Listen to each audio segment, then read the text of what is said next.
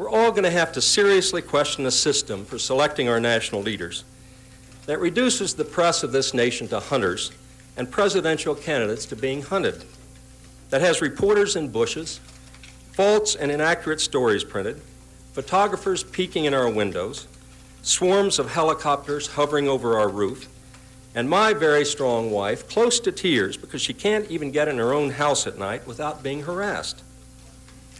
And then after all that, the ponderous pundits wonder in mock seriousness why some of the best people in this country choose not to run for high office. Now I want those talented people who supported me to insist that this system be changed. Too much of it is just a mockery, and if it continues to destroy people's integrity and honor, then that system will eventually destroy itself. Politics in this country, take it from me, is on the verge of becoming another form of athletic competition or sporting match. We all better do something to make this system work, or we're all going to be soon rephrasing Jefferson to say, "I tremble for my country," when I think we may, in fact, get the kind of leaders we deserve. That was Gary Hart withdrawing from the Democratic presidential primary on May 8, 1987. It was shortly after the National Enquirer put a picture of him on its cover with a woman who wasn't his wife. It was 25 days, 600 hours, after he announced his campaign. The National Enquirer never seems far from our political conversation, and the hush money trial in New York involving allegations against Donald Trump during the 2016 presidential campaign puts the National Enquirer back in the center of our political attention. And it's the focus of this podcast. Not the Trump trial, the National Enquirer. In this episode of C-SPAN's The Weekly, we go back to the 1988 presidential campaign, back to Gary Hart, when the tabloid National Enquirer was squarely in the middle of another presidential campaign and helped drive a candidate out of the race. Hi, it's John from C-SPAN.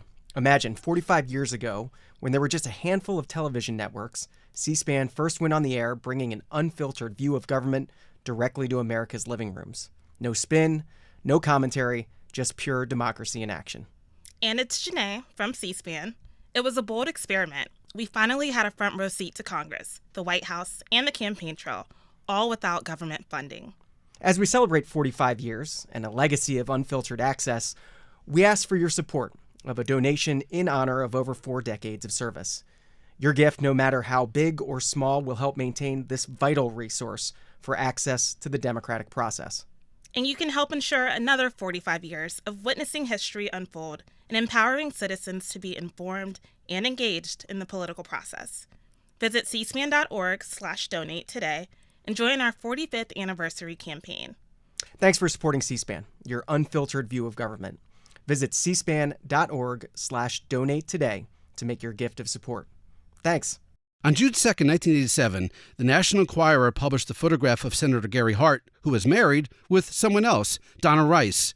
She was sitting on his lap in front of a boat called Monkey Business. The front page headline, "Gary Hart asked me to marry him. Exclusive photos of fun-filled weekend in the Bahamas." The picture doomed Hart's presidential candidacy. The floodgates opened to more reporting by more establishment media outlets, and that prompted an abundance of media self-reflection and hand-wringing. For the purpose of this podcast, we care about the media self-reflection and hand-wringing. First off, let's hear from the National Enquirer itself. Here's Barbara Grufferman. She was publisher of the National Enquirer and the Star tabloid. On August 9, 1993, Barbara Grufferman spoke about the importance of free speech. Ironically, the traditional press may show some disdain for our genre, but they have little difficulty in lifting the stories directly from our pages. Very often, the National Enquirer or Star will break a story about a celebrity, and then the next week or 2 weeks later, you'll see the same exact story in People magazine or even Time or Newsweek. Or a few days later, you'll see it on Entertainment Tonight. Do we usually get credit for breaking these stories? No. But the people who do give us credit are those who are readers of the Enquirer and Star. They know who's out there breaking the stories.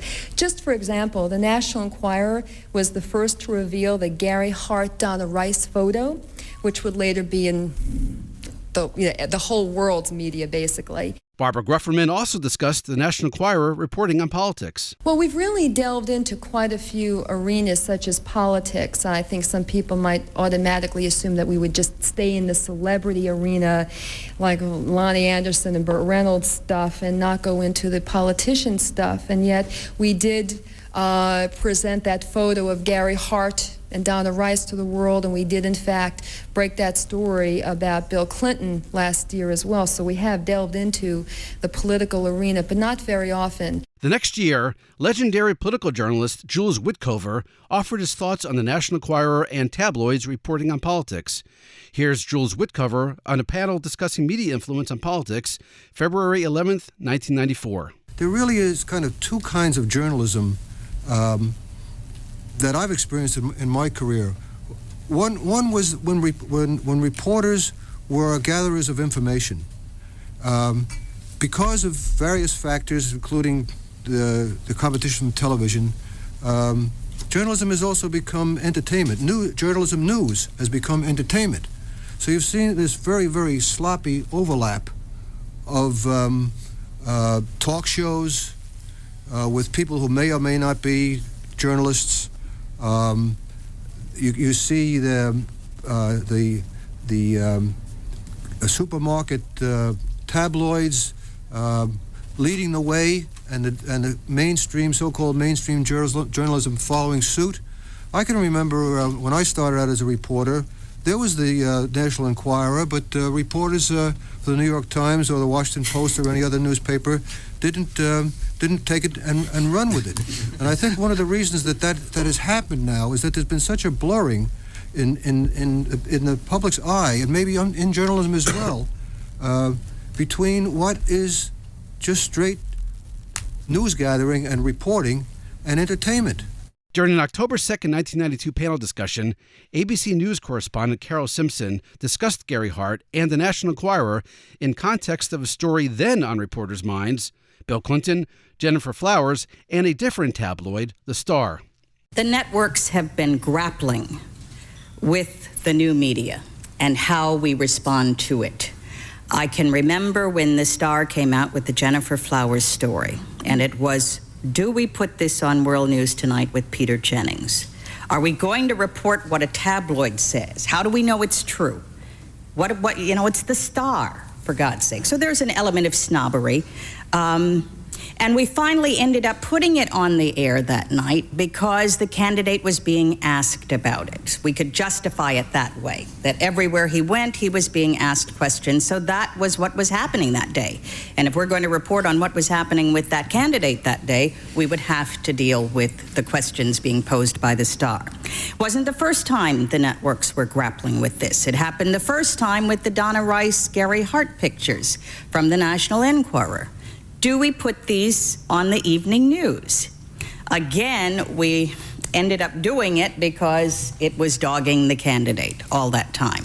But I must tell you, there's great angst that goes on in the networks with, do we follow what the tabloids are doing? And here's CBS News national correspondent Richard Threlkeld, an October 20th, 1989 panel titled Ethics of Political News Reporting and Advertising on Television.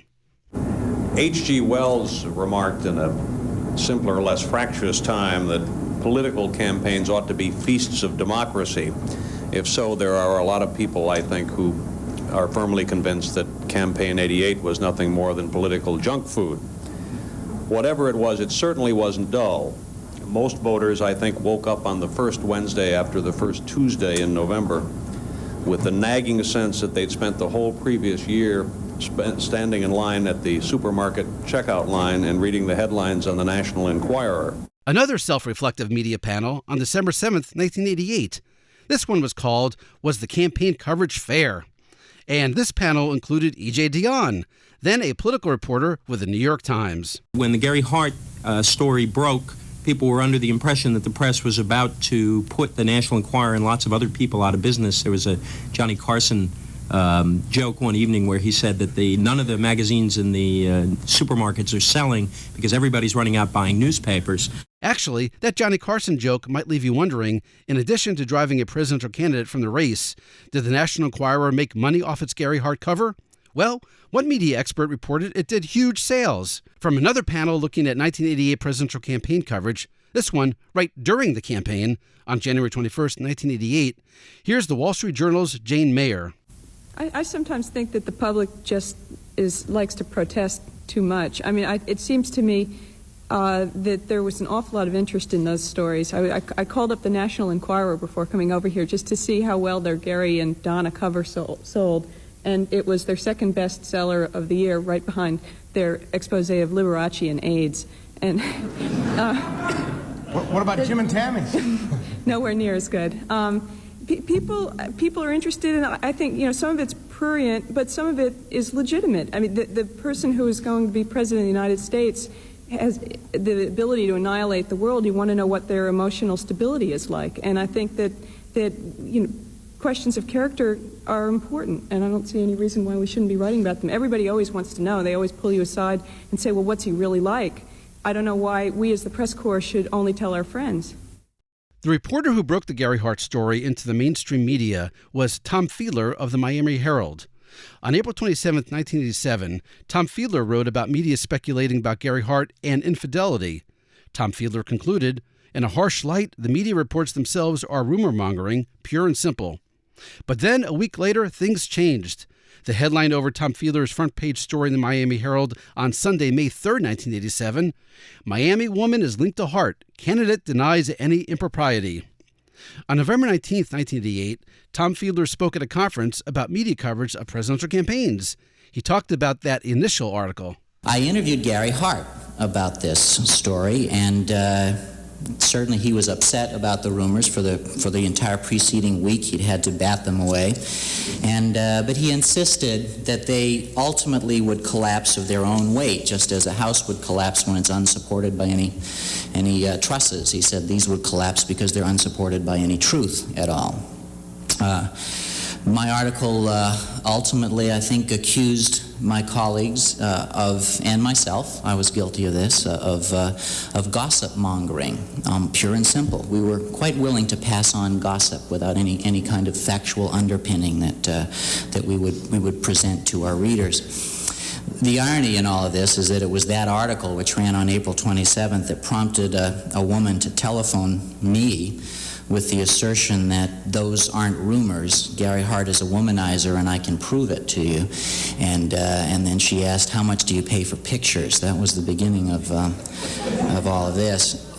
By the way, we didn't buy the pictures. They showed up in the National Enquirer the next week, and I've always wondered what she got for them.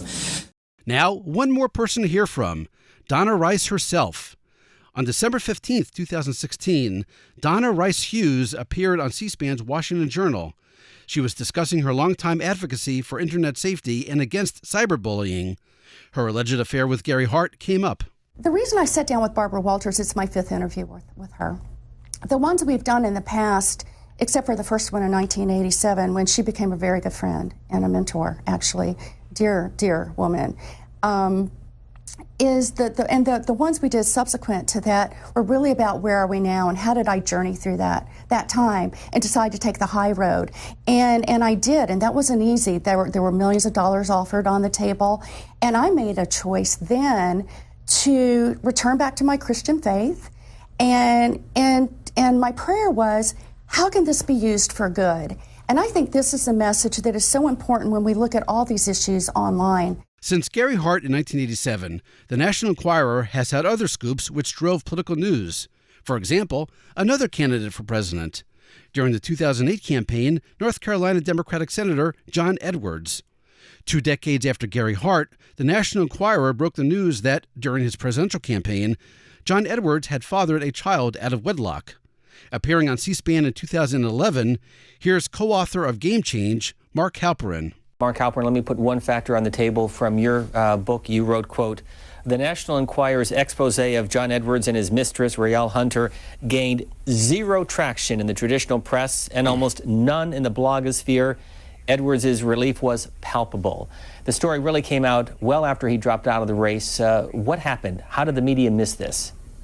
Well, I think that even though we're in an age where other presidential candidates have been brought down by scrutiny of their personal life, Gary Hart being the most probably prominent example. There's still a reluctance, and I think often an admirable reluctance in the media to look at people's personal lives in a way that would overshadow attention to other factors that voters might care about. And news organizations tend not to go out and investigate people's personal lives without a lot of provocation and hard information. So looking back, it is head scratching, and I think history will probably look back and scratch its collective head about why it was that people didn't follow up on this. But remember, although the Enquirer, to its credit, went out and did some legwork, Senator Edwards denied it. The woman in question denied it. There was no proof at that time that anybody had seen to suggest they'd had a relationship. The people on the campaign were largely not talking to reporters about it. So there wasn't much to go on to say that it was decisively true. And it came out close enough to the Iowa caucuses and the beginning of voting that the bar gets higher.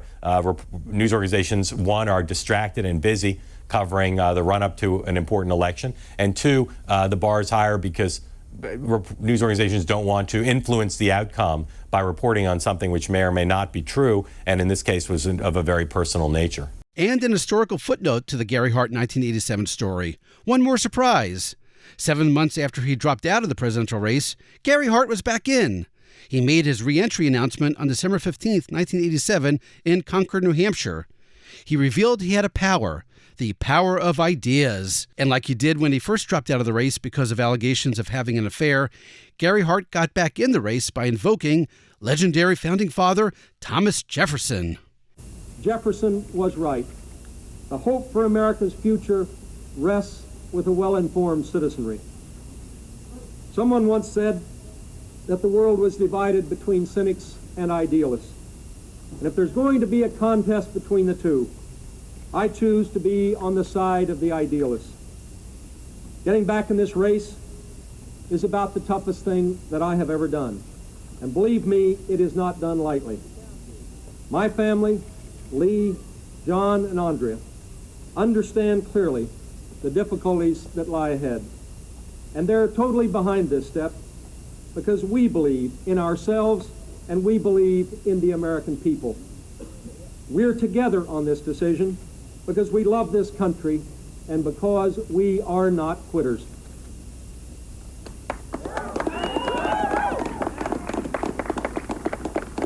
There is no shame in losing, only in quitting. If you believe in yourself and if you believe in what you're doing, then we believe, I believe, you don't give up. We want to let the people decide. We believe in the American people because you are fair and you have been good to us. You've been generous with your friendship, your support, and your kindness. We trust the fairness of the American people and we are prepared to let you decide. This will not be like any campaign you've ever seen because I am going directly to the people. I don't have a national headquarters or staff. I don't have any money. I don't have pollsters or consultants or media advisors or political endorsements. But I have something even better.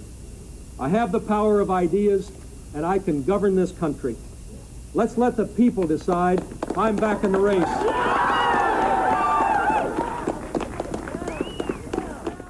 And now, a bonus clip. We did this podcast about Gary Hart and the National Enquirer because of the central role the tabloid has played in the Trump hush money trial. So you may be wondering, what has Donald Trump said about the National Enquirer? Well, here's Donald Trump, July 22nd, 2016, 3 days after becoming the Republican presidential nominee. This was a magazine that, frankly, in many respects, should be very respected. They got O.J., they got Edwards, they got this. I mean, if that was the New York Times, they would have gotten Pulitzer Prizes for their reporting. I've always said, why didn't the National Enquirer get the Pulitzer Prize for Edwards and O.J. Simpson and all of these things? You can find more coverage of tabloid reporting on politicians, both Democrat and Republican politicians, by searching the C-SPAN video library. Search by the politician's name or by name of the tabloid, National Enquirer, Star, Globe, and even, well, the Weekly World News. Yes, Weekly World News political coverage has been cited on C-SPAN. Let's go to the 1992 presidential campaign. The call-in guest on July 6, 1992, serious-minded Washington Times editor-in-chief Arnold de Borgrave. I promised you I had something special to ask you about today. You did? Yes, and it's this. You seen this? Yes, it was put on my desk last week.